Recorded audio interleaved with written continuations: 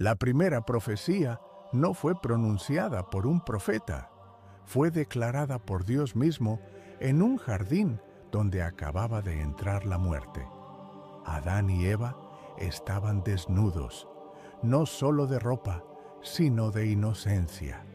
La serpiente había ganado, o eso parecía. Pero en medio de la sentencia, en medio del juicio, Dios dejó caer una promesa que atravesaría 1000 años de historia. La simiente de la mujer aplastaría la cabeza de la serpiente. No dijo cuándo, no dijo cómo, solo dijo que vendría alguien nacido de mujer que destruiría al destructor. Esa promesa era extraña, porque los hombres no tienen simiente de mujer, sino de hombre. Pero Dios estaba anunciando algo imposible, un nacimiento sin padre terrenal, un hijo que vendría del vientre, pero no del linaje humano completo. Y esa profecía permaneció en el aire como un susurro durante generaciones, hasta que María, Virgen de Nazaret, sintió la sombra del Altísimo cubrirla, hasta que su vientre albergó la simiente prometida, hasta que nació el que había sido anunciado antes de que existiera Abraham, antes de que se levantara el primer altar, antes de que cayera la primera gota de sangre sacrificial. Pero la sangre siempre estuvo en el centro del plan. Cuando Adán y Eva intentaron cubrirse con hojas, Dios rechazó ese intento patético de autorredención. En cambio, mató animales.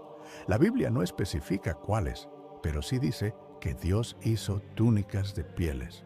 Eso significa que algo inocente murió para cubrir la desnudez del culpable. Sangre derramada por primera vez, no la última. Ese patrón se repetiría una y otra vez.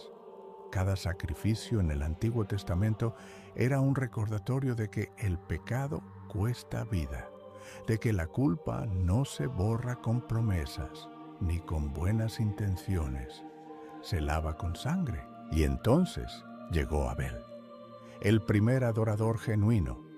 Trajo lo mejor de su rebaño, lo más gordo, lo más valioso, y lo ofreció sobre el altar.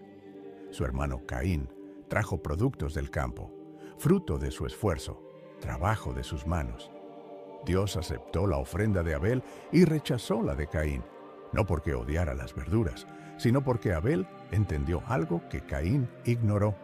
Sin derramamiento de sangre no hay remisión de pecados. Abel trajo un cordero, Caín trajo orgullo. Abel reconoció que necesitaba un sustituto. Caín pensó que su esfuerzo era suficiente.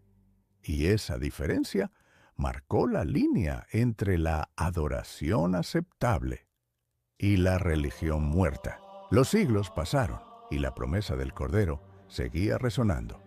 Abraham subió al monte Moría con su hijo Isaac, el hijo de la promesa, el único camino para que se cumpliera todo lo que Dios había jurado.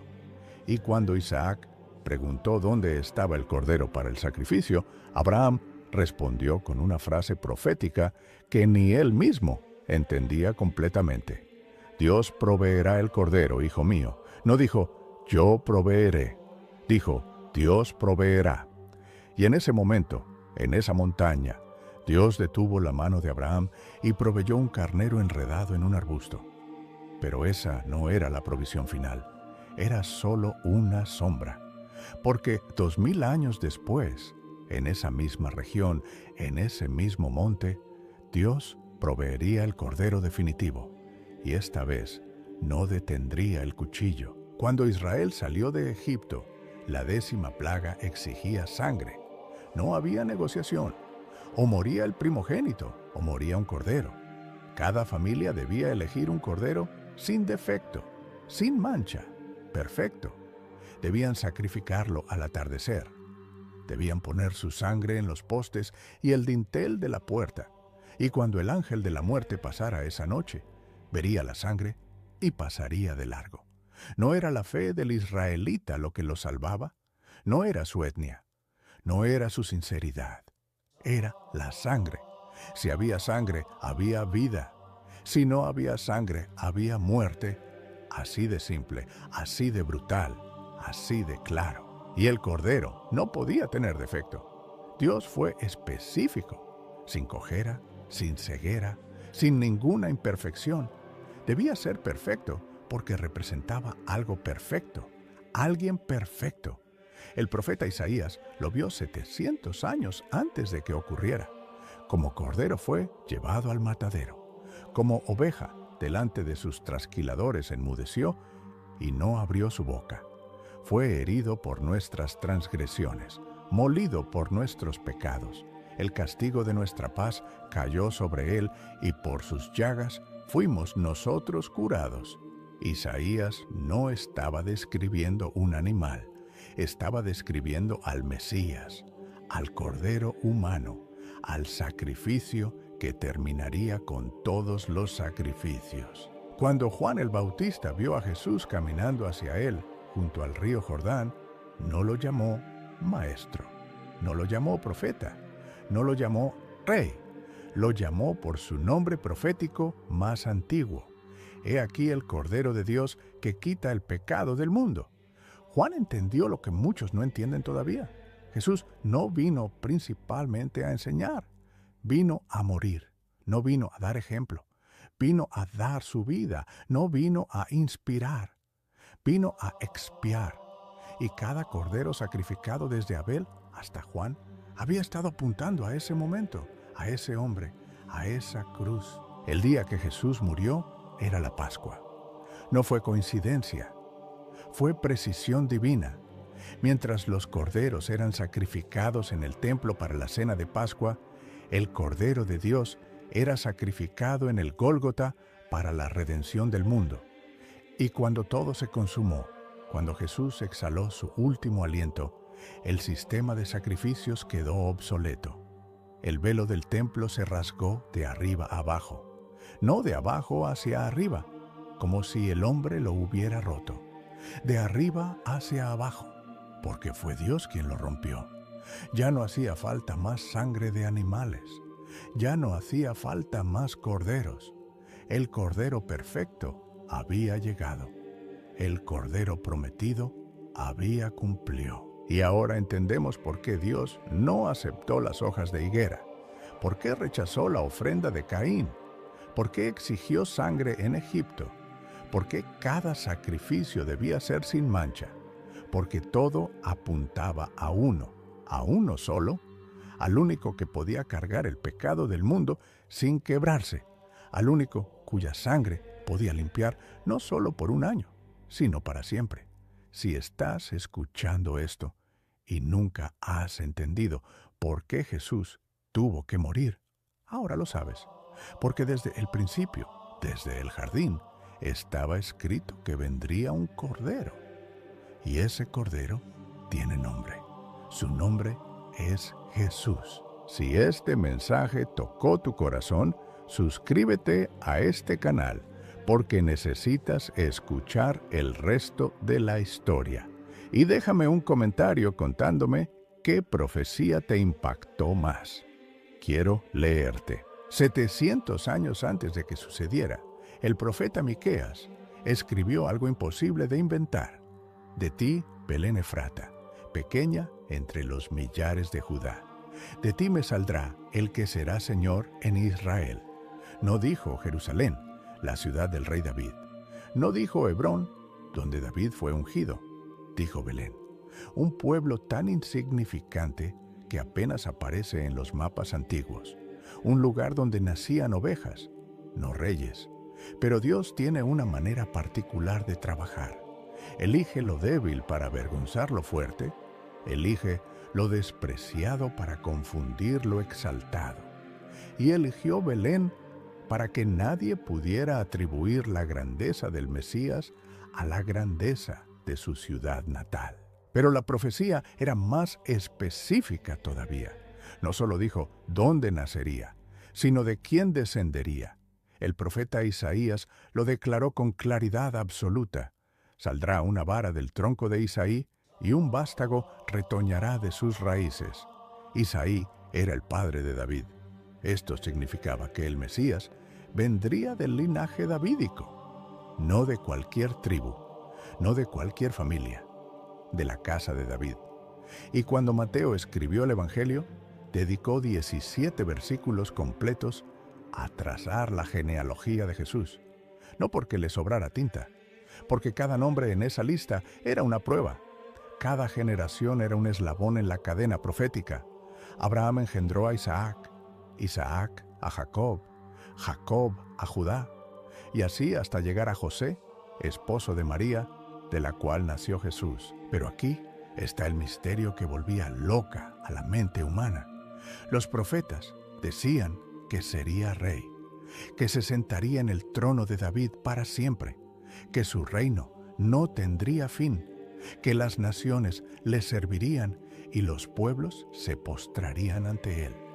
Pero también decían algo completamente contradictorio, que sería despreciado y desechado entre los hombres, que sería varón de dolores, experimentado en quebranto, que su apariencia sería tan desfigurada que la gente apartaría de él el rostro. Entonces, ¿cuál era la verdad? ¿Era rey o era rechazado? ¿Era coronado o era crucificado? La respuesta era ambas, y eso era lo que nadie podía comprender. Zacarías vio la escena con una claridad cinematográfica. Alégrate mucho, hija de Sión. He aquí tu rey vendrá a ti, justo y salvador, humilde y cabalgando sobre un asno, no sobre un caballo de guerra, no sobre un carruaje dorado, sobre un burro.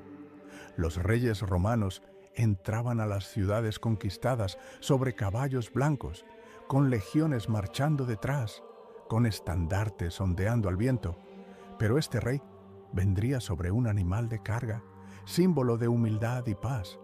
Y cuando Jesús entró a Jerusalén el domingo antes de su crucifixión, pidió específicamente un pollino. No porque no hubiera caballos disponibles, porque había una profecía que cumplir. Cada detalle importaba. Cada gesto tenía un eco antiguo. La multitud lo recibió con gritos. Hosana al Hijo de David. Bendito el que viene en el nombre del Señor. Cortaron ramas de palmera y las tendieron en el camino.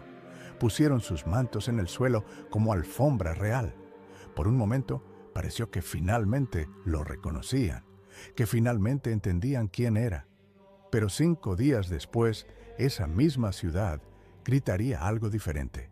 Crucifícale, crucifícale. No tenemos más rey que César. El pueblo que lo coronó con alabanzas lo condenaría con insultos. El pueblo que tendió mantos a sus pies pediría que le clavaran los pies a una cruz. Y eso también estaba profetizado. El Salmo 22, escrito por David 1000 años antes de Cristo, describe una escena tan específica que parece un reportaje en vivo. Dios mío, ¿por qué me has desamparado?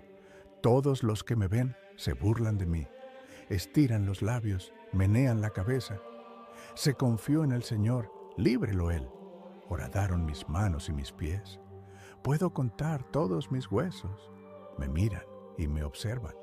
Repartieron entre sí mis vestidos y sobre mi ropa echaron suertes. David no estaba describiendo su propia experiencia. Estaba viendo la cruz.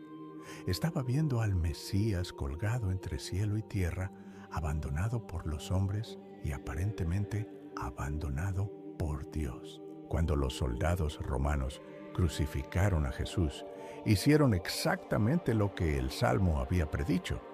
Se repartieron sus vestiduras, pero cuando llegaron a la túnica, vieron que era sin costura, tejida de arriba a abajo en una sola pieza. Entonces dijeron, no la partamos, sino echemos suertes sobre ella. No lo hicieron porque conocían la profecía. Lo hicieron porque era la costumbre romana. Pero Dios orquesta hasta las costumbres de los paganos para cumplir su palabra. Cada acción de burla, cada gesto de desprecio, cada detalle de la humillación estaba escrito. No porque Dios disfrute el sufrimiento, porque el sufrimiento era necesario, porque el rey debía ser rechazado antes de ser exaltado. Isaías lo explicó con una contundencia brutal. Fue despreciado y desechado entre los hombres, varón de dolores, experimentado en quebranto. Como que escondimos de él el rostro, fue menospreciado y no lo estimamos. Ciertamente llevó él nuestras enfermedades y sufrió nuestros dolores, y nosotros le tuvimos por azotado, por herido de Dios y abatido. Mas él herido fue por nuestras rebeliones, molido por nuestros pecados. El castigo de nuestra paz fue sobre él, y por su llaga fuimos nosotros curados. Todos nosotros nos descarriamos como ovejas, cada cual se apartó por su camino. Mas el Señor cargó en él el pecado de todos nosotros. El mundo esperaba un rey con espada. Dios envió un rey con cruz. El mundo esperaba un libertador político. Dios envió un redentor espiritual. El mundo quería un Mesías que destruyera a Roma. Dios envió un Mesías que destruyó la muerte, y por eso lo rechazaron, porque vino a salvar, no a conquistar, porque vino a morir, no a matar, porque su reino no era de este mundo, y este mundo no tolera reyes que no juegan según sus reglas. Pero el rechazo no fue una sorpresa, fue parte del plan. Cada burla, cada latigazo, cada clavo, cada gota de sangre estaba dentro del diseño divino. Y después de la humillación vino la exaltación. Después de la cruz vino la corona. Después del rechazo vino el reinado. Porque el mismo profeta que predijo su sufrimiento también predijo su triunfo. Verá el fruto de la aflicción de su alma y quedará satisfecho. Por su conocimiento justificará mi siervo justo a muchos y llevará las iniquidades de ellos. Por tanto, yo le daré parte con los grandes y con los fuertes repartirá despojos. El rey sin corona finalmente fue coronado. No por hombres, por Dios. Y su reino no tendrá fin. Si todavía no te has suscrito, hazlo ahora, porque lo que viene es aún más poderoso. Y déjame un comentario. Dime, ¿qué significa para ti que Jesús fuera rechazado antes de ser exaltado? Quiero saber qué piensas. La muerte siempre tuvo la última palabra. Desde que Adán cayó, cada ser humano que ha pisado esta tierra ha terminado en la misma dirección, hacia abajo, hacia la tumba, hacia el polvo. No importaba si eras rey o esclavo, sabio o necio, justo o malvado. La muerte no discriminaba. La muerte ganaba siempre. Pero 1000 años antes de Cristo, David escribió algo que desafiaba esa ley universal, algo tan imposible que solo podía significar una cosa. Alguien vendría que rompería las cadenas que ningún humano había podido romper. El Salmo 16 contiene una declaración que no tiene sentido si se aplica a David mismo. Porque no dejarás mi alma en el Seol, ni permitirás que tu santo vea corrupción. David murió. Su cuerpo se descompuso. Su tumba estaba en Jerusalén, y todo el mundo lo sabía. Entonces, ¿de quién estaba hablando? El apóstol Pedro lo explicó el día de Pentecostés. David no estaba hablando de sí mismo, estaba hablando del Mesías. Estaba profetizando sobre alguien que moriría, pero cuyo cuerpo no se corrompería. Alguien que descendería al reino de los muertos, pero no se quedaría allí. Alguien que entraría en la tumba y saldría victorioso. Y no fue la única profecía. El profeta Oseas declaró algo igualmente radical. Después de 2 días nos dará vida. En el tercer día nos resucitará. Y viviremos delante de él. 2 días en la tumba. Resurrección al tercero. No era una metáfora poética. Era una coordenada temporal. Un marcador profético que señalaba el momento exacto en que la muerte perdería su poder. Y cuando Jesús murió un viernes por la tarde y resucitó un domingo por la mañana, el patrón encajó perfectamente. Viernes, día 1. Sábado, día 2. Domingo, día 3. La profecía se cumplió al pie de la letra, pero antes de la resurrección estaba la crucifixión. Y hasta en los detalles más pequeños de su muerte, las profecías se cumplían con precisión quirúrgica. El Salmo 30, y dice que ni un hueso del justo será quebrantado. Era costumbre romana quebrar las piernas de los crucificados para acelerar su muerte. Cuando rompían las piernas, el crucificado ya no podía sostenerse para respirar y moría asfixiado en minutos. Los soldados quebraron las piernas de los 2 ladrones crucificados junto a Jesús. Pero cuando llegaron a él, vieron que ya estaba muerto. Entonces no le quebraron las piernas. En cambio, uno de los soldados le atravesó el costado con una lanza. Ningún hueso roto. Profecía cumplida. Y esa lanzada también estaba profetizada. Zacarías escribió que mirarían al que traspasaron. Jesús fue traspasado en manos, pies y costado. Cada herida fue un cumplimiento. Cada gota de sangre fue parte del plan. No hubo improvisación en la cruz. No hubo accidentes. Cada evento, cada acción, cada detalle fue orquestado para que se cumpliera lo que estaba escrito. Porque Dios no deja nada al azar. Cuando declara algo, sucede. Cuando promete algo, se cumple. Y había prometido que el Mesías moriría, pero que la muerte no lo retendría. El libro de Job, uno de los más antiguos de la Biblia, contiene una declaración de fe que atraviesa los siglos. Yo sé que mi Redentor vive, y al fin se levantará sobre el polvo. Y después de deshecha esta mi piel, en mi carne he de ver a Dios.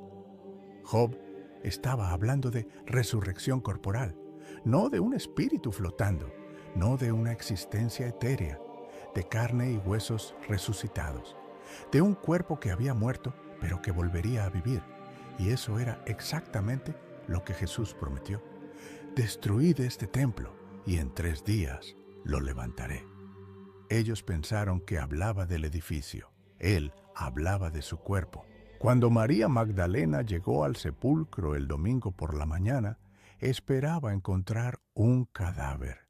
Llevaba especias para ungir el cuerpo muerto de su maestro, pero el cuerpo no estaba.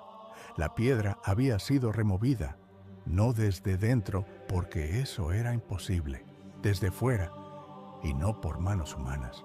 Un ángel la había movido. El sepulcro estaba vacío, no porque hubieran robado el cuerpo, sino porque el que estaba dentro había resucitado. La muerte había entrado en el sepulcro con confianza. La muerte había salido derrotada y humillada, porque enfrentó a alguien que tenía poder sobre ella. Los discípulos no lo creyeron al principio. Cuando las mujeres les contaron que Jesús había resucitado, pensaron que estaban delirando. Pedro y Juan corrieron al sepulcro para verificar. Encontraron las vendas de lino cuidadosamente dobladas. Encontraron el sudario que había cubierto su cabeza puesto aparte. Si hubieran robado el cuerpo, no habrían perdido tiempo doblando la ropa. Habrían salido corriendo con todo. Pero Jesús no tenía prisa. No estaba huyendo. Estaba dejando evidencia. Estaba demostrando que su salida fue ordenada, deliberada, victoriosa.